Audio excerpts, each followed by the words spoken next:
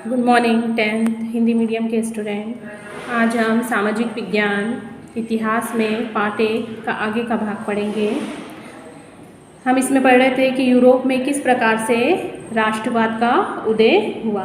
इसके पहले वाली वीडियो में हमने देखा था कि किस प्रकार से ब्रिटेन का निर्माण हुआ और साथ में इटली का निर्माण किस प्रकार से हुआ।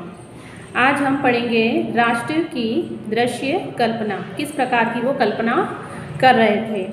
किसी शासक को एक चित्र या मूर्ति के रूप में अभिव्यक्त करना आसान है, किंतु एक राष्ट्र को चेहरा कैसे दिया जा सकता है। तो 18वीं और 19वीं सदी में कलाकारों ने राष्ट्र का मानवीकरण करके इस प्रश्न को हल किया। उस समय के जो कलाकार चित्रकार होते थे वो राष्ट्र या अपनी कोई सी भी काल्पनिक बात होती थी उसे चित्र के द्वारा प्रदर्शित करते थे, या दूसरे शब्दों में कह सकते हैं कि उन्होंने एक देश को कुछ यूं चित्रित किया जैसे वह कोई व्यक्ति हो। उस समय राष्ट्रों को नारी भेष में प्रस्तुत किया जाता था, मतलब राष्ट्र को किसके रूप में दिखाया जाता था? नारी के रूप में। राष्ट्र को व्यक्ति का जामा पहनाते हुए जिस नारी रूप को चुना गया वह असल जीवन में कोई खास महिला नहीं थी। यह तो राष्ट्र के अमूर्त विचार हैं जो दिखाई नहीं देते हैं, सिर्फ महसूस किए जाते हैं। तो इसे ठोस रूप प्रदान करने का उन लोगों ने प्रयास किया था, यानी नारी की छवि राष्ट्र का रूपक बन गई है, जैसे कि हम अपने देश को भारत माता के रूप में जानते हैं। आपको याद होगा कि फ्रांसीसी क्रांति के दौरान कलाकारों ने स्वतंत्रता, न्याय, गणतंत्र जैसे विचारों को व्यक्त करने के लिए नारी रूपक का प्रयोग किया। इन आदर्शों को विशेष वस्तु और प्रतीकों से व्यक्त किया गया, जैसा कि आपको याद होगा कि स्वतंत्रता का प्रतीक क्या था? लाल टोपी और टूटी हुई जंजीर, ये उसके प्रतीक के रूप में पहचाने जाते थे। इंसाफ को आमतौर पर एक ऐसी महिला के प्रतीकात्मक रूप में दिखाया जाता था या व्यक्त किया जाता था जिसकी आंखों पर क्या बंधी है? पट्टी बंधी है और वह तराजू लिए है। आज भी हम जब किसी कोर्ट का या अदालत का हम रूम देखते हैं तो वहाँ पर इस तरह की कानून को क्या है? प्रतीक के रूप में माना गया है कि उसके एक हाथ में तराजू है और आंखों पे क्या बंधी है? पट्टी बंधी हुई है। इसी प्रकार के नारी रूपकों का आविष्कार कलाकारों ने 19वीं सदी में किया था। फ्रांस में उसे लोकप्रिय ईसाई नाम मारियान दिया गया और फ्रांस के लोगों ने इसको एक नाम दिया था जिसका नाम क्या था? मारियान, जिसने जनराष्ट्र के विचार को रेखांकित किया। उसके चिन्ह भी स्वतंत्रता और गणतंत्र के थे। लाल टोपी, तिरंगा, कलगी, ये सारे उसके चिन्ह थे। सार्वजनिक चौकों पर इसे इनकी प्रतिमाओं को लगाया जाता था। जनता को एकता के राष्ट्रीय प्रतीक की याद आती रहे और लोग उससे तादात्म्यता स्थापित कर सके। मारियान की छवि सिक्कों और डाक टिकटों पर अंकित की गई। इसी तरह जर्मेनिया जर्मन राष्ट्र का रूपक बन गई। चाक्षुष अभिव्यक्तियों में जर्मेनिया बलूत वृक्ष के पत्तों का मुकुट पहनती है, क्योंकि जर्मन बलूत वीरता का प्रतीक है, जैसा कि यहाँ पर चित्र में दिखाया गया है। ये जर्मेनिया का चित्र है। इसके हाथ में, एक हाथ में क्या है? सूती झंडे का बनाया है और सेंट पॉल चर्च की छत पे इसको लटकाना था, जहाँ मार्च 1848 में फ्रैंकफर्ट संसद बुलाई गई थी। इस प्रकार से चित्र बनाए जाते थे और उसे प्रतीक के रूप में जाने जाते थे। अब कुछ प्रतीकों के अर्थ जो कि मैंने लिखने के लिए भी दिए थे आपको कॉपी में, कि उनके प्रतीक क्या होते थे और उनका क्या महत्व होता था।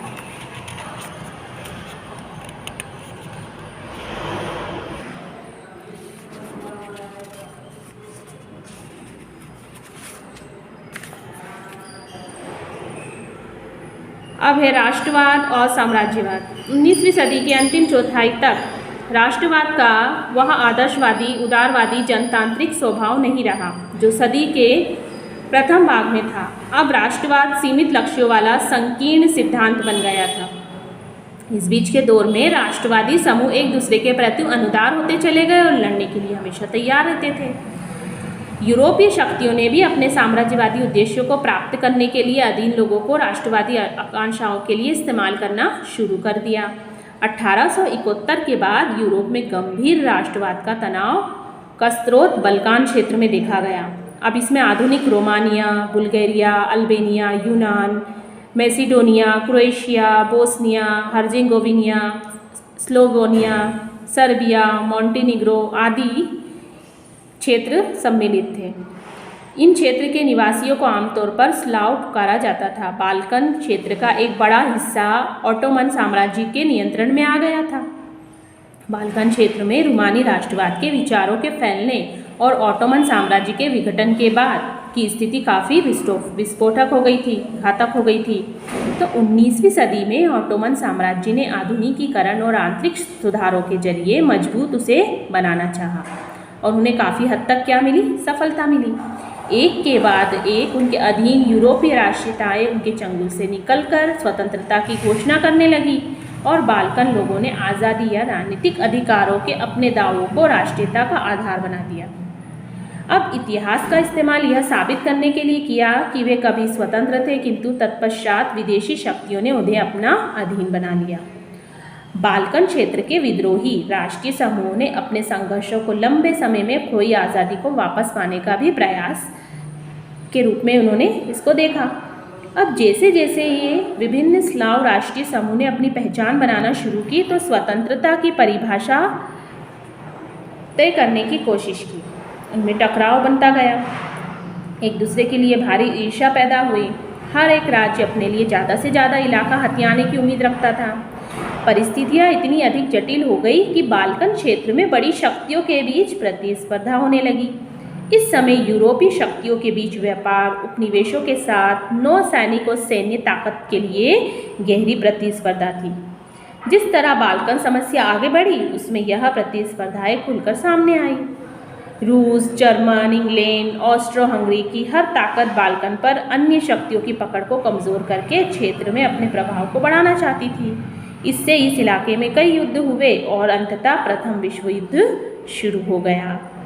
साम्राज्यवाद से जुड़कर राष्ट्रवाद 1914 में यूरोप को महाविपदा की ओर ले गया और विश्व के अनेक देशों ने जिनका 19वीं सदी में यूरोपीय शक्तियों ने औपनिवेशीकरण किया था, साम्राज्यवादी प्रभुत्व का विरोध करने लगे।